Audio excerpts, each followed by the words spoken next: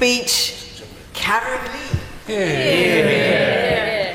Thank you, Madam Deputy Speaker, for allowing me this opportunity to make my maiden speech on behalf of the people of my constituency, an area which covers not only the City of Lincoln, but also the surrounding villages of Skellingthorpe, Waddington East and Bracebridge Heath.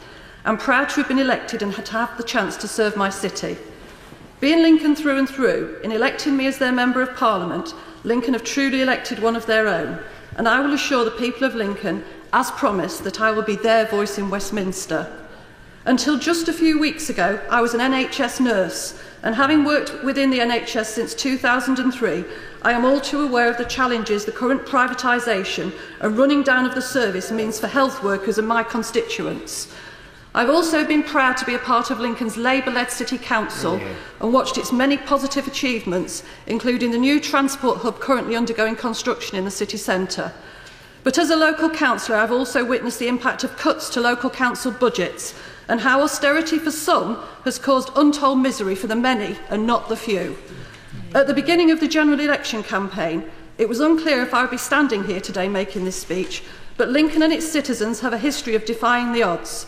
From the development of the first tank during World War I by a determined group of engineers, to the recent runaway success of Lincoln City's football club, the Imps, who took the fight for the FA Cup to the Emirates Stadium last season, Lincoln has a proud history of going the extra mile. And who would have thought that just a few weeks ago that Lincoln would elect one of its own born and bred working class citizens as its MP?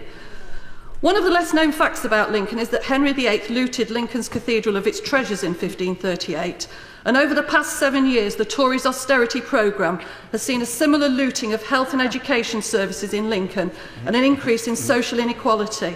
Our public services, including the local hospital where I worked as a nurse, are under tremendous pressure because of the current austerity for some. And likewise, local GP services are under huge pressure, especially with the recent closure of local GP practices, and since my first day in Parliament, I've been inundated with messages of concern from residents who are worried about the possible closure of our local walk-in centre. Every day I went to work, I witnessed firsthand the strain Lincoln's A&E department was under. Inpatient wards are chronically short of nurses and doctors, and nurses who can no longer afford to train because bursaries are being withdrawn. As a single parent in 2000, I relied upon that nursing bursary to undertake my training. During my election campaign, I visited some of the city's food banks, again a testament to the stark poverty found in parts of Lincoln. And surely in 2017, the need for food banks in the world's 5th richest country is absolute proof of the inequality present in our society today. Homelessness, people sleeping rough on the streets, hard-working people just about managing by working long hours for low wages are just as much the norm in Lincoln as in many other areas of this country.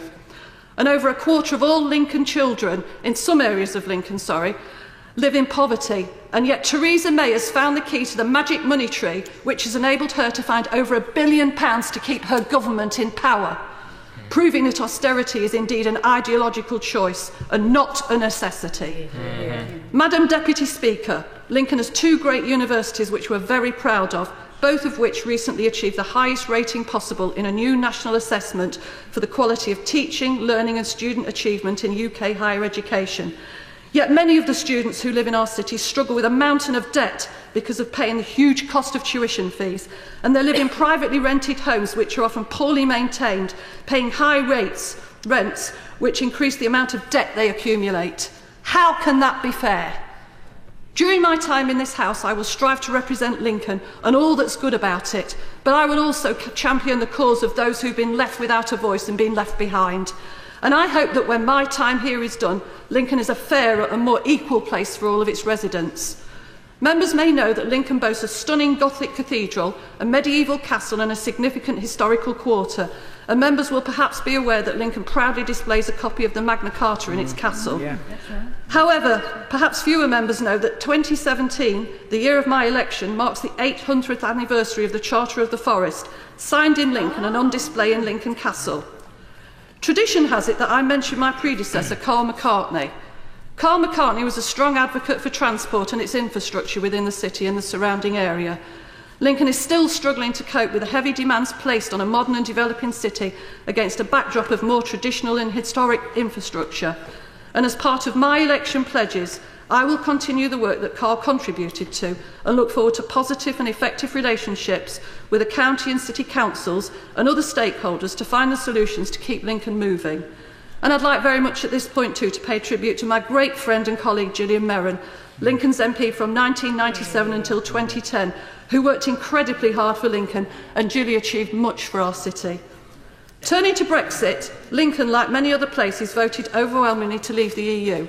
And whilst there will be significant implications for trade, employment and services in Lincoln, the decision to leave the EU was a democratic one, and our task now is to ensure that we get the best possible deal for everyone.